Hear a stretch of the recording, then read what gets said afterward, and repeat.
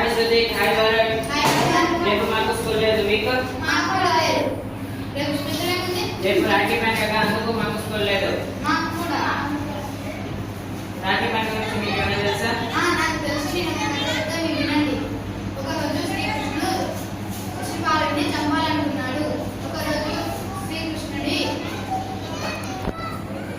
సుదర్శన చక్రాన్ని తన వెంకి విసిరాడు. తను విసిరినప్పుడు తన చేతికి దయాను తాకింది. ద్రౌపది తన చీరను బుక్కను చించి తన వెలుపు కట్టింది. శ్రీకృష్ణుడు కృతజ్ఞతలుగా నేను ఎల్లప్పుడూ నీకు తోడుగా ఉంటానని హామీ ఇచ్చాడు. దీని వలన రక్షాబంధాన్ని జరుపుకుంటారు. ఇది ఒక కథ. ఇది నీకు ఎవరు చెప్పింది? మా స్కూల్లో మా సార్ వాళ్ళు చెప్పారు. నాకు మా అమ్మ చెప్పింది. మీకు చెప్తాను. యమునాదేవి పిలిచింది. యముడిని పిలిచి రాఖీ కట్టింది. రాఖీ కట్టినప్పుడు యముడు చాలా సంతోషించి ఈ బంధం ఎవరైతే జరుపుకుంటారో వాళ్ళు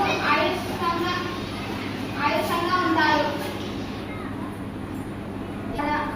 నాకు కూడా కొంచెం కథ తెలుసు, మీకు చెప్పున్నా. అలెగ్జాండర్ భార్య పేరు రొక్సానా. రొక్సానా పోరస్ భారతీయ రాజుకి రాఖీ పంపుతుంది.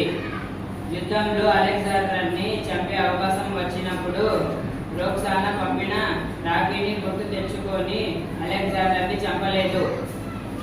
ఈ కథ శత్రువుల మధ్యలోని బంధాన్ని